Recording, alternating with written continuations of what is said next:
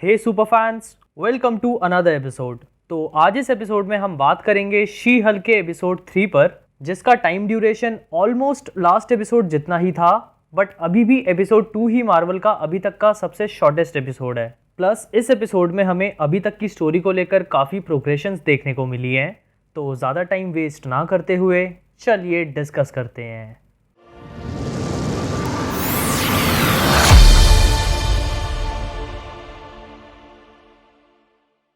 Okay, तो episode की starting Jennifer से होती है, जहां वो डीओडीसी के हेडक्वार्टर्स में एंटर कर रही होती है एंड इस बार वो अपने ह्यूमन फॉर्म में ही थी।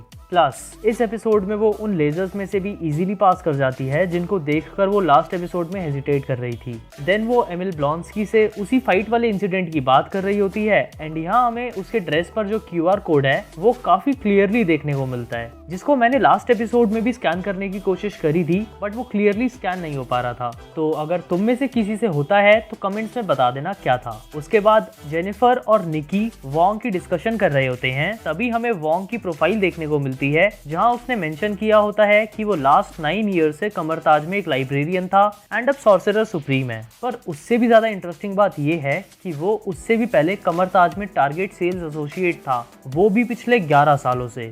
पर कमरताज में वो सेल्स किस चीज की करता होगा। उसके बाद जेनिफर फोर्थ वॉल ब्रेक करते हुए हमें कैमियोस के बारे में बताती है, बट क्योंकि कैमियोस की वजह से ऑडियंस उन कैरेक्टर्स की तरफ ज्यादा अट्रैक्ट हो जाती है, इसलिए वो ये भी बोलती है कि don't forget whose show it is, which shows that this episode is all about self awareness.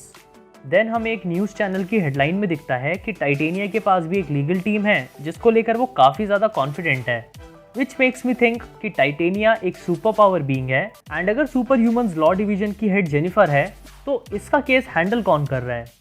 इसके बाद हमें एक बहुत बढ़िया सीक्वेंस दिखाई जाती है जहां लोग एक और फीमेल सुपर हीरो को सोशल मीडिया पर अपोज कर रहे थे एंड ये अभी की रियल लाइफ सिचुएशन से काफ़ी ज़्यादा इंस्पायर्ड है, जहां मार्वल फैंस भी ये कंप्लेंट कर रहे हैं कि MCU अब MCU बनता जा रहा है।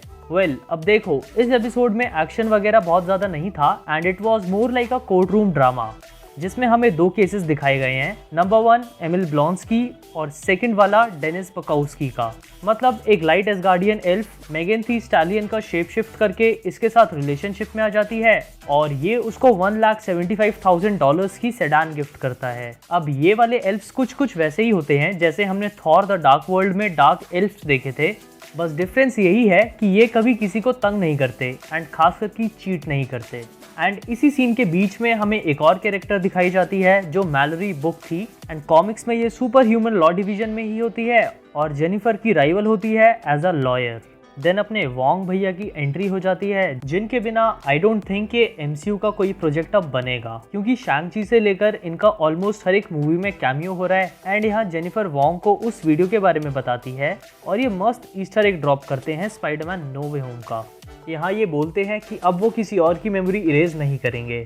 देन पग अपने कैबिन में बैठकर डेनिस के केस की इंक्वायरी कर रहा होता है, जहाँ 1 सेकेंड के लिए कैमरा जब उसकी लैपटॉप स्क्रीन पर जाता है तो वहाँ सबसे पहले हमें वो आयरन मैन वाले शूज़ दिखते हैं जो हमने लास्ट एपिसोड में भी देखे थे।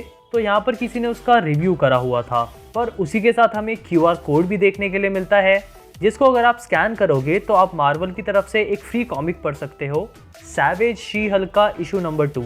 देन हमें एक र्यूमर ये भी सुनने को मिलता है कि शी हल्क को एवेंजर्स ने टीम में लेने से मना कर दिया है एंड ये र्यूमर इसलिए है क्योंकि निक फ्यूरी तो ऑफ प्लैनेट है एंड कैप्टन अमेरिका के बाद अभी तक एवेंजर्स का ऑफिशियली कोई नया हेड या इंचार्ज नहीं है, तो उसका सिलेक्शन या रिजेक्शन करने वाला आखिर है कौन। फिर वही कोर्ट रूम सीन आता है जहां हमें एमिल ब्लॉन्स्की की 7 सोलमेट्स दिखाई जाती हैं एंड वोंग की स्टेटमेंट के बाद जेनिफर एमिल ब्लॉन्स्की को नॉट गिल्टी प्रूफ करती है एंड जब वोंग पर एबॉमिनेशन को इलीगली प्रिजन एस्केप करवाने का केस लगाया जाता है तो वो वहां से एस्केप कर जाता है। उसके बाद इस सीन का एक डायलॉग काफी अच्छा लगा मुझे।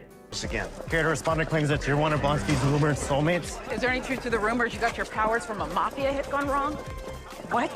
एंड ये एक नॉट था जेनिफर की ओरिजिन्स को लेकर, जहां माफिया हिट की वजह से ब्रूस को अपना ब्लड जेनिफर को ट्रांसफ्यूज करना पड़ता है और तब वो शी हल्क बनती है। इसके बाद एक छोटा सा एक्शन सीक्वेंस आता है जो कि one and only action sequence था पूरे एपिसोड में। यहाँ एक क्रू इस पर अटैक करता है एंड वो इसका ब्लड सैंपल लेना चाहते थे। एंड यहाँ हमें शी हल्क के एपिसोड 1 में हल्क के एक्शंस का जस्टिफिकेशन भी मिला जब वो जेनिफर के ब्लड को डिस्पोज कर देता है, और जब उनका एक मेंबर जेनिफर के अंदर सिरिंज इंजेक्ट करता है तो उसकी पूरी निडल मुड़ जाती है, जस्ट बिकॉज हल्क की स्किन इम्पेनिट्रेबल होती है इसलिए। अब देखो, ऐसा एक क्रू कॉमिक्स में भी एग्जिस्ट करता है एंड उसका नाम द रेकिंग क्रू होता है। एंड इस सीन जैसे वेपन्स उनके पास भी होते हैं, बस डिफरेंस ये है कि यहाँ पावर इन एसगार्डियन वेपन्स में थी और कॉमिक्स में पावर्स उन लोगों के पास होती है। अब इसी सीन में वो अपने बॉस को भी एड्रेस करते हैं, जिसका क्लियरली हमें नाम तो नहीं बताया गया, बट मुझे ऐसा लगता है कि ये क्रू जेनिफर के लिए एक नेक्स्ट बिग थ्रेट बनकर अपीयर हो सकता है इस सीरीज में। एट लास्ट इसका एक पोस्ट क्रेडिट सीन आता है जिसमें मेगन थी स्टैलियन का कैमियो होता है और वो जेनिफर के साथ उसके कैबिन में टॉक कर रही होती है और एपिसोड खत्म हो जाता है। ये एपिसोड मुझे उतना खास तो नहीं लगा जितना कि लास्ट 2 एपिसोड्स थे, बट येस, ये काफ़ी सारी चीज़ों पर कॉन्टिन्यूटी बनाए रखता है जिनको हम अभी तक 2 एपिसोड्स में देख चुके हैं। एंड हाँ, इस एपिसोड का पोस्ट क्रेडिट सीन भी उतना कुछ खास नहीं था। ओवरऑल हमें यही दिखाया गया है कि जेनिफर अभी भी अपनी शी हल्क वाली पर्सनैलिटी से सेटिस्फाइड नहीं है एंड वो अभी भी यही चाहती है कि उसकी खुद की एक आइडेंटिटी हो एज अ लॉयर। प्लस बात करें इस एपिसोड के CGI, तो वो भी बहुत सस्ती क्वालिटी का था एक्सेप्ट एबॉमिनेशन। उसका CGI मुझे थोड़ा ठीक लगा। तो दोस्तों, ये था मेरा ब्रेकडाउन और रिव्यू शी हल्क एपिसोड 3 को लेकर।